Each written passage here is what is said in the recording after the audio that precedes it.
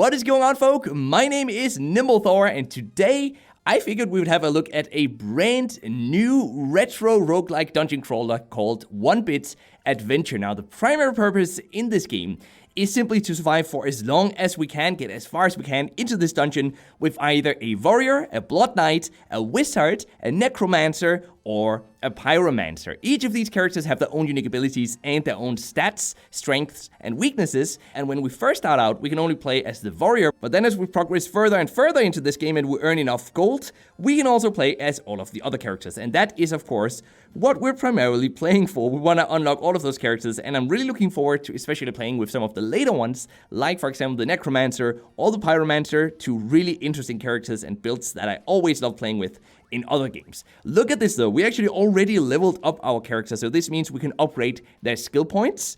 I wanna say we should go for some additional damage, and then maybe with the last skill point we have left, some more health as well, because the health boost is actually 10% every single time, so now we have 30% increase in health. Let's go have a look at our equipment over here. Do we have any new items we can equip?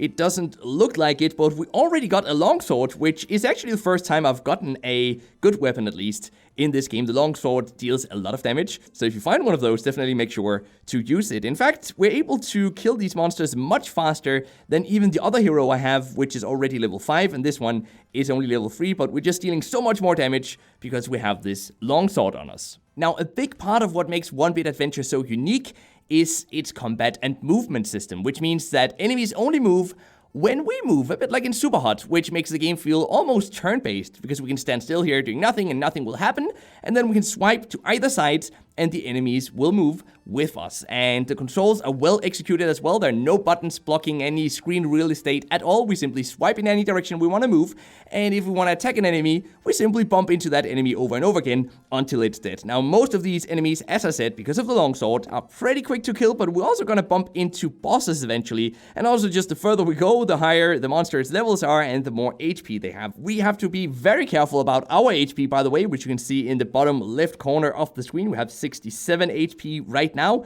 which is enough, but if we're close to running out, of course, we should go in here to our inventory and either eat an apple, which is going to recover 20 HP, or eat a pear, which recovers 10 HP, or with a bit of luck, we'll also find some potions scattered throughout the game, maybe in these crates, for example. Let's see, there's nothing in that crate. These crates can also, if we're lucky, include new equipment. By the way, we picked up an apple there, which is better than nothing, but really what I'm looking for is a chest piece, which we don't currently have. Now, I am also really liking talking about the control system, that we can just hold down in any direction to move a bit faster, so you don't have to swipe over and over again. And overall, I actually feel like the controls are just very well executed in this game, and I'm glad to see that, especially considering it's an indie game, and you know, indie games can't be perfect in every single way, and sometimes the control systems aren't the best. Now, look at this gate here. We can't go through it because we haven't found a key yet. And I know for a fact that the keys required to open these doors are randomly scattered throughout these dungeons, and the dungeons themselves are also randomly generated.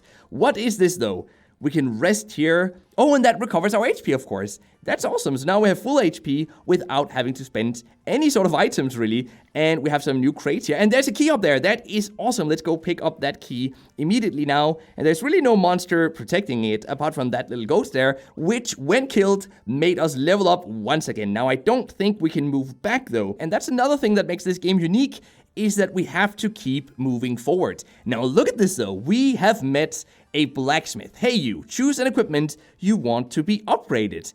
That is interesting. So I think we should go for upgrading the longsword, just because the longsword is so freaking powerful. So we can increase its damage by 1, we can increase its critical damage by 0.26, or by 0.49. So I'm gonna go for the damage increase. Pick your price. We can either pay 10 of currency, I don't even know what is, or 5 premium currencies. Let's see if we have enough resources. We don't have enough resources. Oh, I know why. These are the resources that we're gonna meet later on in this game. Sadly, and this is really unfortunate for us, we don't have any of those yet because we haven't gotten far enough into these dungeons to be able to find those resources just yet. Last time I played, I did find some of those resources, but then I didn't find a blacksmith. So I didn't really have anything to use those resources for. Now, we definitely want to pick up as much gold as we can as well, because with gold, we can buy new characters once we get back to the home screen, or we can also buy stuff from a shop just like this one, for example. So we can buy a potion, we can buy mana, we can buy a high potion, and we can buy some steak, which is gonna heal 40 HP. I think I'm gonna go for buying... Well, actually, you know what? We're not gonna buy anything. We don't need any HP recovery right now. This might be something that I'm gonna regret later on though, but for now we're gonna continue. We got a new longsword as well, so let's see if it's actually better than the one we have on us already. This longsword does 4 damage, and the other one also does 4 damage, but the one we had on us already though also had a critical chance increase, so we're gonna stick with that one. Oh, and I nearly forgot, we gotta upgrade our skill points again. Once again, I'm gonna go for a bit of an increase in health and a bit of an increase in damage as well. These dungeons, by the way, are very easy early on, but they get really tricky later on, and when you meet some of the bosses, you're gonna die very quickly. Oh, we were hit by panic there by that spider. That was interesting. Now these enemies are starting to take a few hits to deal with as well, by the way, and we are starting to lose HP a lot faster than before. We have only 49 HP now, and these ghosts now deal 3 or 4 damage to us. And what about these other goblins here? They also deal quite a bit of damage to us. What do we have here? We have some coins, but that was it. So actually from here on, I'm kind of considering if we should just skip some of these monsters. Now, skipping a monster means we won't get its experience points, and we kind of need the experience points so that we can level up and grow stronger through the stat system. But at the same time, though, if we keep killing these monsters, we're gonna lose so much HP that we're gonna burn through our potions and our apples and different types of fruits very, very quickly. This was a perfect timing though. Now we can actually craft our own potions instead. So let's craft one. Not enough ingredients. Oh, we need the steak. Oh, we always need one sort of item, I feel like. That's kind of frustrating. Where do I get myself some steak? Do we really have to go back to a shop? Well, we can't go back, but do we really have to continue onwards until we find a shop? Or do you think we'll be able to get them from... Wait, how did we die? So I guess we really ran out of HP without me even noticing. I was talking about something else, focusing on something else, and we ran out of HP. That's frustrating. Now, fortunately, we can revive for free this time. Later on, reviving through this system will definitely cost some premium currency, which we earn a bit of for free, by the way, so don't be too afraid of that. But mostly, it's something you're gonna buy through in-app purchases if you want more of it. But actually, I think this is a perfect segue into showing you guys what actually does happen when we die. So when we die, we can choose to wait to recover, and that's gonna take a few hours, or we can go create a new character immediately. Creating a new character, of course, means we have the chance to play with a new build as well. So for example, I wanna go with the wizard here, which has nearly no HP, but it has a lot of damage though. So let's call this one Thor with 2 R's, and click create, and this is gonna spend 1,000 of our in-game gold, which is what we pick up, and that is scattered all the way throughout these dungeons.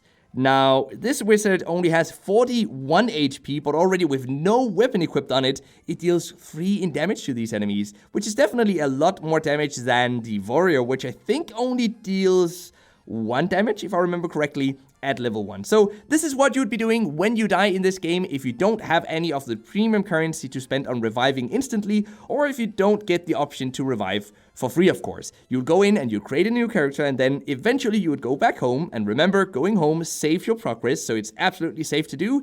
And then you can go in and, for example, revive this guy here. It's free now because I have waited already, so this will be free every single time you get that far.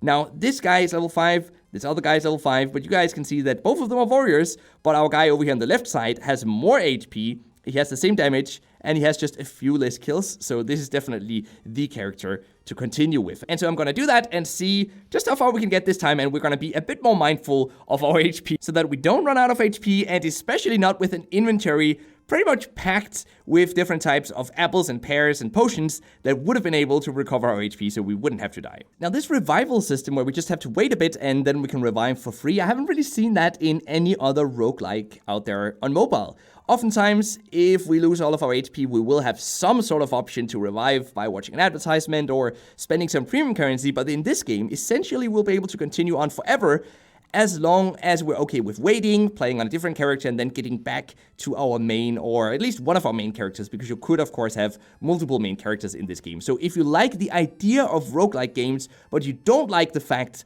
that when you die, you have to start all over, maybe this game is actually for you guys. And I've seen you guys commenting that a few times. You like the idea of roguelikes, but starting all over feels kind of punishing. And that's really great. I don't think I've seen this system in another mobile game out there, or in any game for that matter. It's a really unique system, and I think you guys are gonna enjoy this game even if you don't normally play roguelikes. So if that's you, you could consider this a bit of an introduction to the genre, and then if you get hooked, there's just a ton of awesome roguelike games on mobile, and I'm sitting here smiling because I've covered so many of them already.